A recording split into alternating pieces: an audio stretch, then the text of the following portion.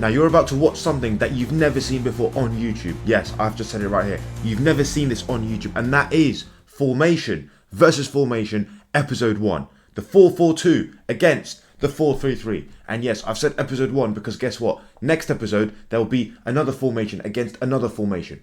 We are going to focus on the 4-4-2 and how they can have a lot of success against the team that plays a 4-3-3. And this applies to any level of football. Amateur, semi-professional, grassroots, Sunday league, semi-professional, oh, I've just said that, professional football, different levels of professional football. The principles are the same. So, let's get straight into it. There's no more time to waste. I've wasted a lot of time already. Let's get straight into it. So what's really important to understand is this 4v3 in the team's build-up phase, where they have 1, 2, 3, 4 against 1, 2, 3. Left back, centre back, right back. If you're a player watching this, you must absolutely understand, 1000% understand that in a game, you need to recognise, am I the player that is the free player or am I not? What's the situation like? Can I help my team by making a movement? So for example, if this left back is being closely marked by the winger, this left back could be the one that moves very high to draw this winger away, and then that opens up space for the goalkeeper to maybe step in and push the centre back wider. And now it's a 4v2 because that fullback has gone up. And that could be you for your team, really making sure that you're assessing the game as the game is being played. You're not just playing the game, okay, yeah, you are, but you're also analysing, assessing, thinking, right? Usually, with the 4v3 situation in build-up, if the fullbacks go very high, the wingers are tasked with following the fullback. If the fullback goes very high, the wingers technically should follow the fullback. That suddenly means that it's a 2v1 situation, as well as a 4v3 situation, or a 5v3 situation. This centre defensive midfielder won't aggressively jump because they're a centre defensive midfielder. They would have to really dominate this zone, and if that means they're not really marking anyone, and of course this depends on the opposition's tactics, defensive system, pressing structures, etc, etc. But what we're really focusing on is the concept where if the red team push players further up, now they have space in build-up. The centre midfielders can now look to peel out into this position here. The gap between the fullback and the centre-back, that's when, let's say, when this centre-back has the ball and this striker is blocking off the switch from centre-back to centre-back, it could be that the goalkeeper gets the ball and then this centre-back gets the ball, so we can really make a 3v1 here. Or it could be a pass to this centre midfielder here, and because this player's dropped off in a wide position, it could be a touch, then play the pass. Yes, they'll have pressure, and then it's about finding that pass into the pocket to the winger or to one of the two strikers that's dropped in. Let's say it's the winger's dropped into that space. As they receive the ball, they're going to have pressure, but then it's about their ability to take a touch. It could be they take a touch with their right foot facing their own goal, but then with their left foot, they play it around the corner. Or if they're right-footed and they're a left winger, they can receive the ball with their back foot, which is their left foot, and then look at playing a pass with their right foot into that space for the fullback, and then opposite winger, striker hitting the box aggressively, hopefully for an early cross into the box to create damage, to create chaos. And you can also just focus on the general situation in build-up. 1, 2, 3, 4, 5, 6, 7 with the goalkeeper. 1, 2, 3, 4, 5. If you want to include the centre defensive midfielder, it's a 7v6 because the wingers can stay very high to pin the opposition's fullbacks and the two strikers as well, and that's it. It's a 7v6 in build-up, but usually it would actually be a 7v5. The centre defensive midfielder won't really be aggressive as a centre defensive. If they're thinking like a centre defensive midfielder, they're just really dominating this space here. And then if there's any passes into here, they'll be very aggressively there to intercept the pass. So they would be looking at blocking off the pass into the striker. They would not be looking at aggressively pressing high. So this team can build up in the back 4 and 2. The 4-2 build-up. Very, very important to understand that when it's a 4-2 build-up, it's about staying in your positions, but just really moving a couple of yards forward, back, sideways, just to be an option to receive the ball. So when this centre-back has the ball here, they could look at playing the centre midfielder here. When this centre midfielder gets the ball, yes, they're going to have pressure, and then if this winger wants to press the centre-back. The fullback is the free player. Play the fullback, drive, create a 2v1. If this winger is focusing on the fullback and then ready to press the centre-back, this is where movement away from the ball is extremely important. Can this centre midfielder move away to open up space, straight away, passing lane, into the winger, who has pressure, and then, because they are thinking 1 or 2 steps ahead, they're looking at a one-touch pass into the striker, and then they can support underneath to receive a set. The striker moves away, and there could be a pass into the striker here to score. So it's very important to understand, if the opposition are pressing in an organised structure, now movements away become extremely important, because if this player stays, suddenly the opposition will just really suffocate the space, and then this is where they can create a turnover. Especially this striker will look to press from the front, this one will be from the back. So now there's the problem, right? It's about that movement away from this centre midfielder, movement away, which opens up space, and then suddenly the winger could drop into this space. Even the fullback could be adventurous and drift into that space for this phase of play to receive the ball and then play forward. As we said, the 4-2 build-up, it's about dominating your zones. It's about interpreting the space and just making the right movement in that given moment. So that could be when this centre-back has the ball, for example, the striker drops into that space. If this centre-back follows, look at this space. It can be exploited by the winger, making a run in behind for that ball over the top, or the striker as well. It's just about moving the opposition, drawing them out to open up space and then punish them. So these are the principles that can be used when the team are looking to build up against a 4-3-3. Yes, it's a 3v2 underload in the red team's favour, right?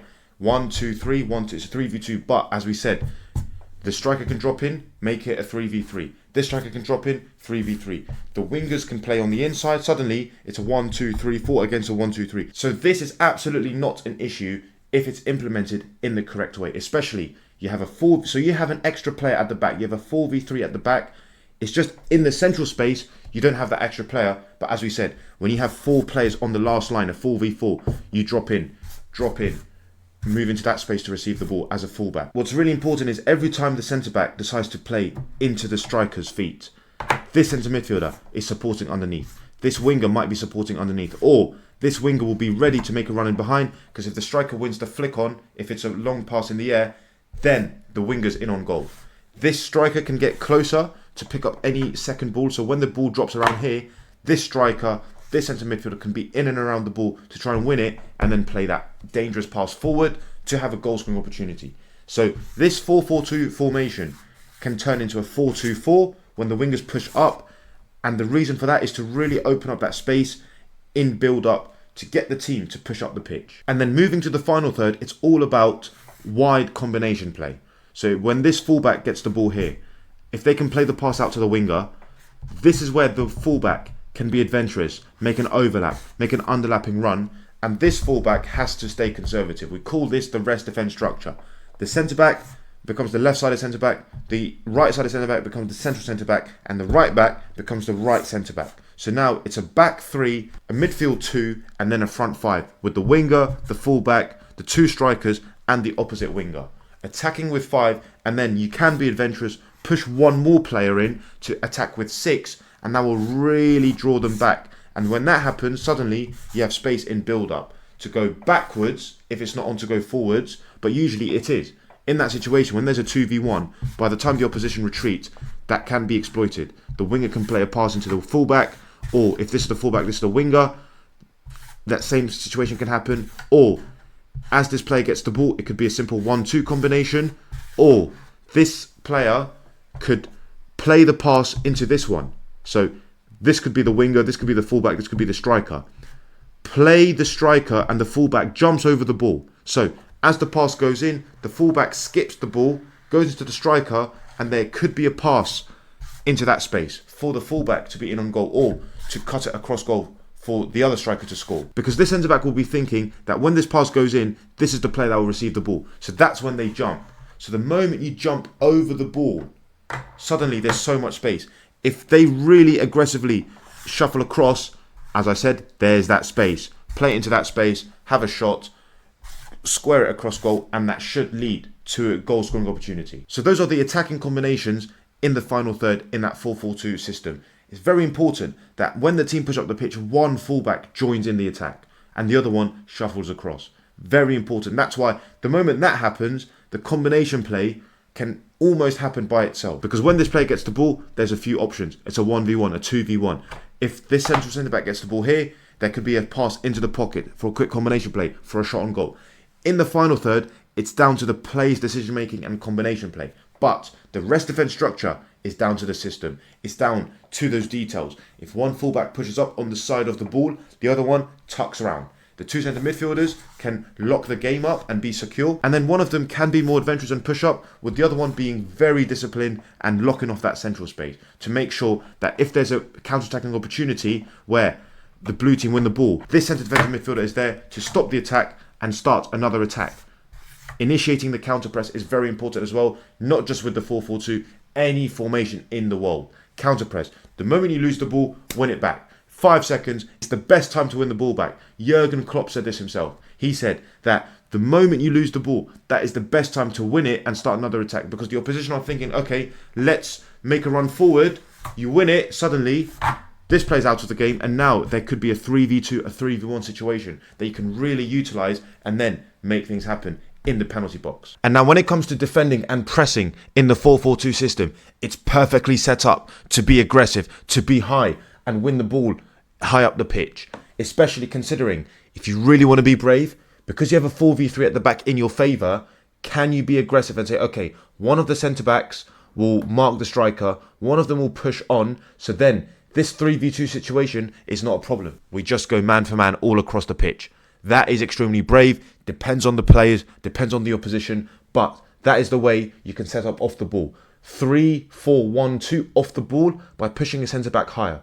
If not, then this 3v2 situation has to be locked off, because the last thing any team wants is for this centre-back to get the ball, this striker goes here, and then the centre defensive midfielder receives the ball, turns, and now can play forward passes. So what's very important is, when this centre-back gets the ball, this striker can press, this striker locks off the pass. So then either the fullback is open, and as the fullback gets the ball, this winger is being very aggressive and everyone else shuffles across the pitch. Or what can happen is this centre-back can play this centre-back because they're open, but this is where we're looking at being brave, we're looking at being courageous.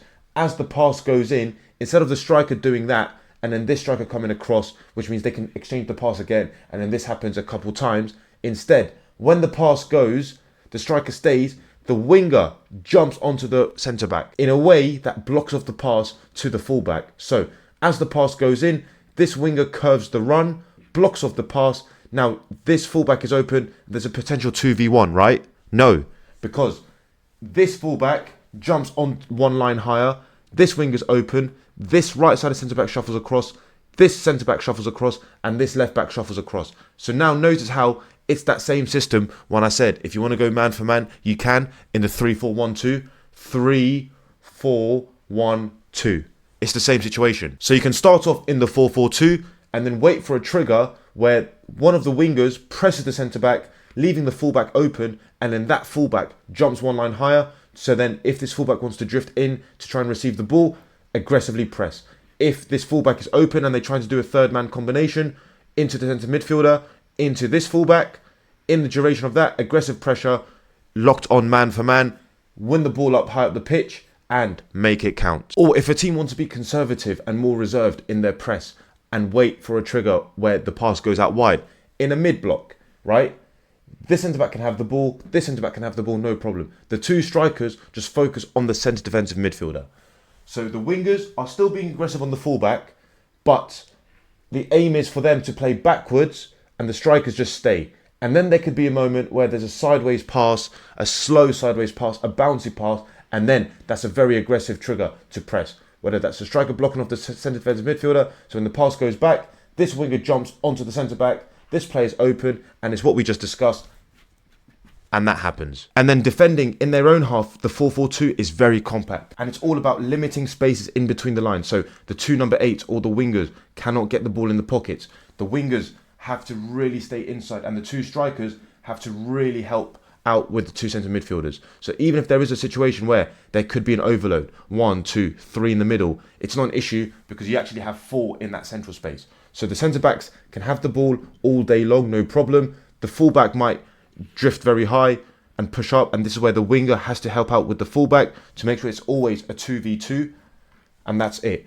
The centre-back could get the ball here. All the striker's doing is screening the pass into that central space, and this striker's shuffling across to make sure there is no pass into the striker, there is no pass into the pockets here. So now these 2 centre midfielders, all they have to do is win second balls when they go long. They can intercept any passes. They can be more aggressive on the 2 number 8s, knowing that the strikers are just screening the pass.